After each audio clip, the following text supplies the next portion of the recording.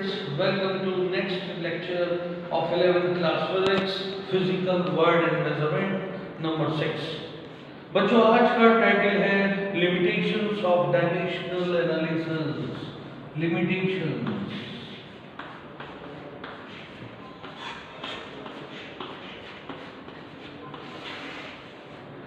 First point बच्चों, dimensional analysis से हम जब कोई फॉर्मूला डिराइव करते हैं उसके अंदर एक कांस्टेंट आ जाता है। बच्चों लिमिटेशन ये है, डिसएडवांटेज ये है, हम उस कांस्टेंट की वैल्यू नहीं निकाल पाते हैं डायमेंशनल एनालिसिस से। We are not able to find out the value of a constant appearing in any equation by dimensional analysis. बच्चों याद रखिएगा। फॉर एग्जांपल देखिएगा, for example F is equal to kmv square upon r। ये formula हमने derive किया। हम dimensional analysis से इस k की वैल्यू नहीं निकाल पाएंगे my dear students.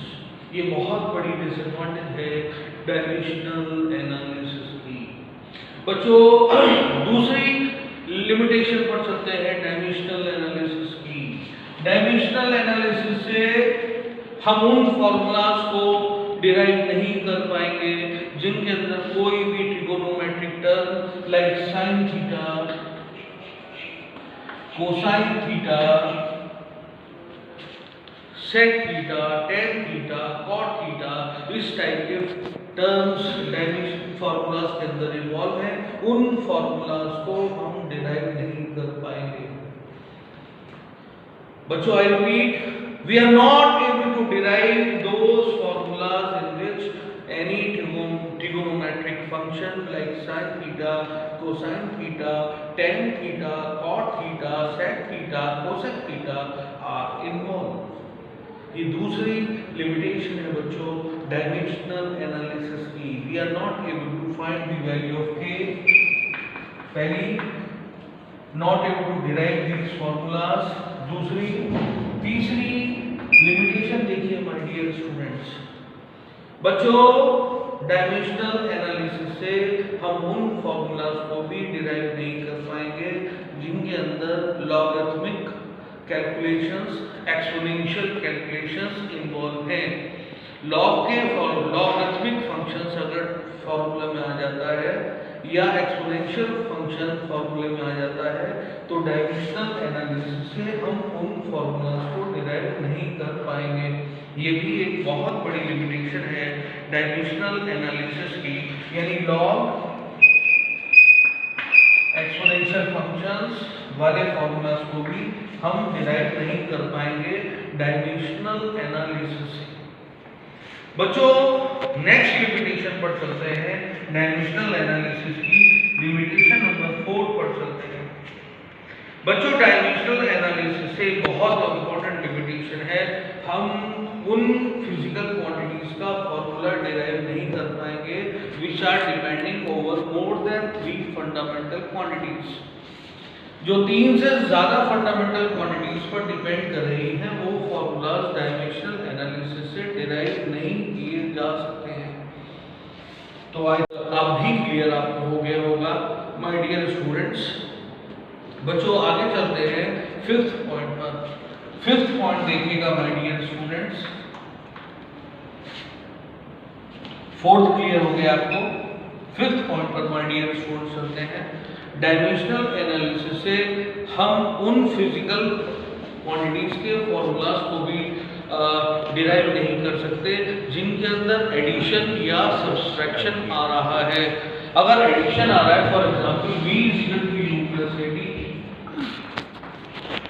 v square is equal to u square plus 2as, या x is equal to ut plus half h square, इस टाइप के फॉर्मूलाज को हम डायमेंशनल एनालिसिस से डिराइव नहीं कर सकते हैं। ये भी एक लिमिटेशन, बहुत बड़ी लिमिटेशन है डायमेंशनल एनालिसिस की। बच्चों अगर डायमेंशनल एनालिसिस, अगर कोई फिजिकल क्वांटिटी फॉर्मूलाज जो कांस्टेंट्स हैं, तो यूनिवर्सल ग्रेविटेशनल कांस्टेंट जी है, कैपिटल जी है, सी है, एच है, इन पर डिपेंड करती है, तो कैलकुलेशंस बहुत कॉम्प्लिकेटेड हो जाती हैं और फार्मूला डिराइव करना बहुत मुश्किल हो जाता है। ये भी एक लिमिटेशन है डायमेंशनल एनालिसिस। बच्चों, हमने आपको बहुत सारी लिमिटेशन डायमेंशनल एनालिसिस में बताए। अब एक बार और हम उन लिमिटेशंस को रिवाइज करते हैं। पहली लिमिटेशन हमने आपको बताई कि जब हम डायमेंशनल एनालिसिस से when we are going to derive any formula for a given physical quantity by dimensional analysis that the value of constant can not be find out. ये पहली लिमिटेशन है। दूसरी limitation, we are not able to derive those formulas in which trigonometric calculations like sin theta, cosine theta, tan theta, cot theta, sec theta, cosec theta are involved. Third limitation बच्चों हमने बताई, we are not able to derive those formulas in which logarithmic calculations, exponential functions are involved. Again I repeat, we are not able to derive those formulas in which logarithmic functions, exponential functions are involved. Next, we are not able to derive those formulas in which physical quantity is depending over more than three fundamental quantities like mass, length, time, anything else. Intensity of light may be there, current may be there, temperature may be there, then we are not able to derive those formulas. Next limitation is, if any physical quantity is having some addition or subtraction on the right hand side, then we are not able to derive those kinds of formulas by the help of dimensional analysis. For example, we cannot derive v is equal to u plus at, we cannot derive x is equal to ut plus half at square, we cannot derive v square is equal to u square plus 2ax. बच्चों, last limitation हमने आपको बताई, अगर कोई physical quantity constants like capital G, universal gravitational constant, speed of light like c और Planck's constant like h पर depend कर रही है, तो हम डायमेंशनल एनालिसिस से हम उन फार्मूलाज को डिराइव नहीं कर पाएंगे और या फिर कैलकुलेशंस बहुत कॉम्प्लिकेटेड हो जाएंगी। It is very difficult to find out those formulas by the help of dimensional analysis.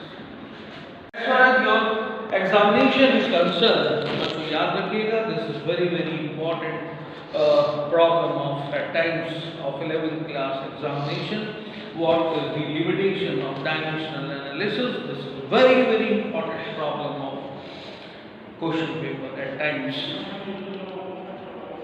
बच्चों, one thing more, बच्चों, this is my humble request with full thanks to you, my dear students. आपको we are also making a video for NCERT exemplar solution, explanation of each and every problem for you. We are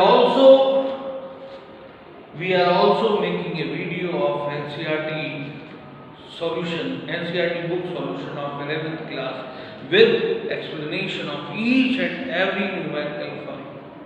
तो बच्चों, जिससे हमारा moral high रहे, हमारी हिम्मत बरकरार रहे, please it is my request for you, please like it, share it, pass it to your friends and lastly please subscribe it. आज के लेक्चर में बस इतना ही, मिलेंगे एक और नए लेक्चर के साथ आगे। God bless you all, that's all my dear students. हम जो हमारी नेक्स्ट कमिंग सीरीज है, अगर हम उसकी बात करें तो नेक्स्ट कमिंग सीरीज हमारी आने वाली है error analysis, which is the next part of this lesson. बच्चों, जहाँ तक डायमेंशनल एनालिसिस का सवाल है, इस बार नीट में भी बहुत इंपॉर्टेंट क्वेश्चंस डायमेंशनल एनालिसिस से पूछे गए। फॉर एग्जांपल, स्ट्रेस और प्रेशर, कौन सी दो फिजिकल क्वांटिटी की डायमेंशन सेम है? जैसे स्ट्रेस के बारे में पूछा गया, प्रेशर के बारे में कॉम्बिनेशन था। बच्चों, प्रेशर होता है फोर्स अपॉन एरिया, फोर्स की डायमेंशन mL/t-2, एरिया की डायमेंशन L2, तो कुल मिलाकर प्रेशर की डायमेंशन हो गई बच्चों mL-1 t-2। बच्चों जहाँ तक स्ट्रेस का सवाल है, स्ट्रेस भी फोर्स अपॉन एरिया होता है, it has same dimension ml-1 t-2। तो बच्चों ये dimensional analysis at times this is very very helpful in your competitive exam and in your 11th class also. So